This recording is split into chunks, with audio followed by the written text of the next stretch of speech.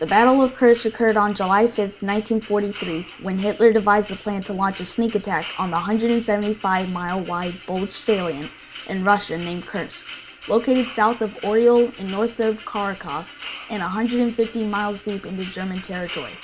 This attack was later known as the Battle of Kursk or Operation Citadel. Hitler's objective was to weaken the Soviets in the east with the goal to end the war in the east. He decided to attack the Kursk salient to kill the large number of Soviets deployed there to defend it. But there was a massive disagreement between Hitler and the German generals about Operation Citadel. Many German leaders proposed abandoning the attack and instead recommended preparing a strategic defense and attacking weaker points in the Soviet Union. For example, German Field Marshal Walter Model said, "The enemy is counting on our offense, so in order to succeed, we need to follow a different tactic, and even better, to abandon the offense." Others that agreed with Operation Citadel suggested that they should invade as soon as possible, since there was information that the Soviet Union was currently working on their defenses. Then in February of 1943, General Kurt Zeitzler persuaded Hitler to carry out Operation Citadel without knowing that the Soviets were manufacturing thousands of tanks like the IS-2 T-34s that were fast and nimble, along with tens of thousands of guns. Germany was also equipped with new tanks, the Mark VI Tiger tank, Mark VI Panther tank, and the new Ferdinand tank destroyer with a self-propelled gun on top. All of these new tanks were first introduced in the Battle of Kursk, and the German tanks had mechanical issues and expensive replacement parts. The Soviets' T-34 tanks also had some issues because the German Ferdinand tank could shoot at it from about 2 kilometers away, while the T-34s could only shoot at 1 kilometer away. So neither side's tanks were technologically better than the others, but the Soviets had a superior industrial force. The Soviets' Air Force also had improved airplanes, like the La-5 and the Yak-9, while the Germans' Luftwaffe had Junker Ju-87 Stuka planes. The German plan was to attack from General Walter Model's 9th Army in the north and General Hermann Hoth's 4th Army situated in the south, and pinch off almost a fifth of the Soviets' manpower from the rest of the Soviet Union. This would also create a more favorable position for continuing the war in the east. Stalin, the Soviet premier, suspected that Germany desperately needed to remove the Kursk Bulge. The Soviets' plan was to let the Germans attack the artillery first and wear them out, then launch their counteroffensive at Oryol and Kharkov. Germany had over 2/3 of their army ready for battle, 2,500 aircrafts, 10,000 guns and mortars, and over 2,500 tanks. The Soviets were stacked with over 1 million men, 2,500 aircrafts, 20,000 guns and mortars, and over 3,500 tanks. After the failure in the Battle of Stalingrad, Hitler declared there must be no failure during Operation Citadel. Leading up to the attack, Hitler made the fateful decision. Hitler could have ambushed Kursk in May, but based on the advice of Albert Speer, Germany's Minister of Armaments, they decided to wait for the delivery of new tanks. But the delivery of the tanks took longer than expected, delaying the attack by an extra month. Meanwhile, both German and Soviet soldiers waited on the front lines for the signal that it was time to fight. Many Germans agreed that the Soviets were too advanced and they were doomed from the start. But Hitler decided that after 3 months of when he first issued Operation Citadel, that it would be carried out.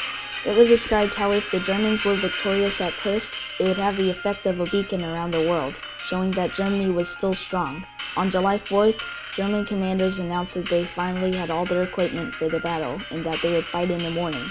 That night, a German soldier was captured by the Soviets while removing mines in the front lines, and he was interrogated for hours. The German soldier told the Soviet soldiers that there would be an attack on the salient in the morning. The captured German finally convinced a political officer named Nikita Khrushchev that the attack was imminent. So Khrushchev called the head of the Red Army in USSR, Joseph Stalin, and told him about the collected intelligence. Stalin asked, "What is your assessment?" To which Khrushchev replied, "We will make the enemy pay in blood." So the Soviets made their last preparations for the Germans, turning the Kursk salient into a fortress with tank obstacles, minefields, and barricades. They dug miles of trenches for the Soviet soldiers to hide in with their weapons peering at the Germans. The Soviets also deployed a wall of men behind the German lines to complicate communications and supplies. They also destroyed 298 locomotives, 1,222 railroad wagons, and 44 bridges that delayed the German progression. The weather conditions on the battlefield played a factor as well, but did not benefit the Germans or the Soviets.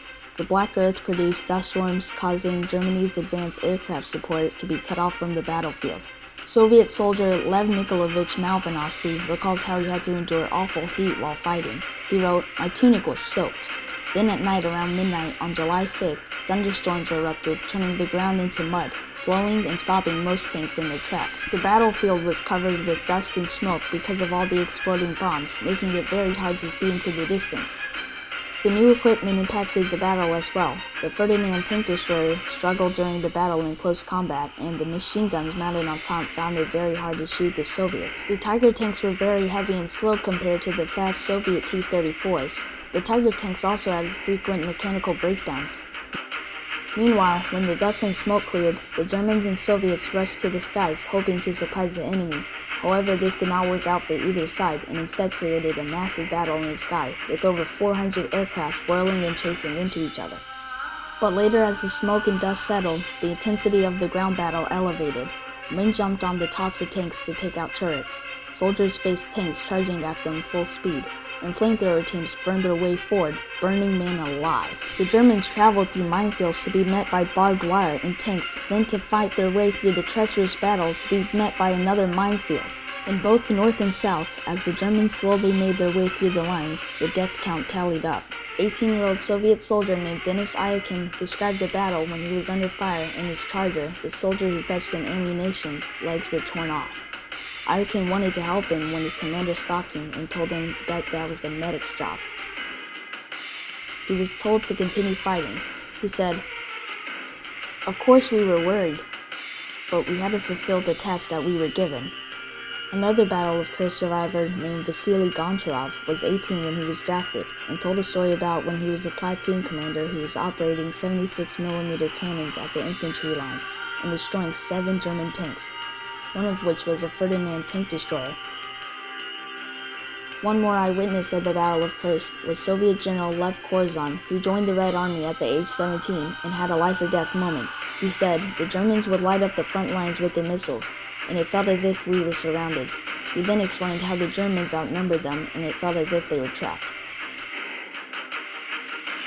He also said how his cartridge in his gun got jammed and he only had a pistol left. He saw a dead man with a WWII LMG in his hands, so he grabbed the gun quickly out of the clutches of the dead man and shot the German soldier wielding a machine gun charging towards him.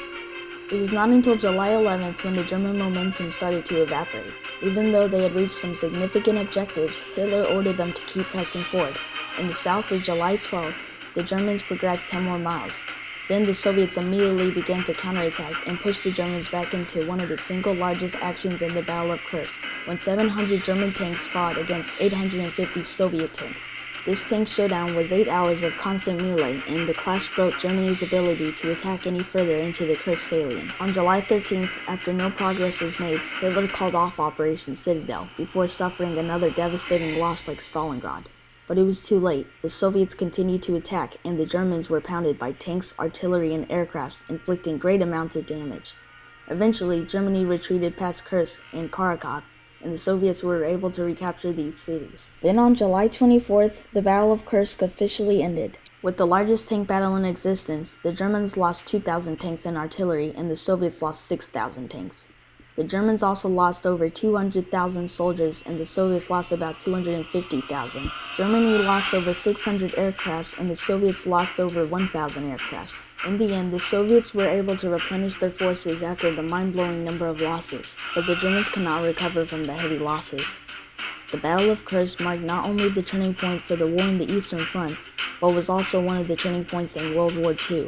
Many people believe that this battle was a huge triumph for the Soviets and their allies, and a massive tragedy for Germany and their rampage for dominance. The soldiers in this battle were very brave and had immense effect on the war and are remembered for their sacrifice. The tragedies on both sides were high, but in the end, the Soviet success at the Battle of Kursk was significant because it demonstrated that a country could triumph over Germany. In the end, the Allies defeated Germany and won the war. If the Battle of Kursk had not been fought, and if Hitler had not been so cocky to attack the Soviets with his untested machines in an attempt to conquer the Eastern Front, World War II may have ended very differently.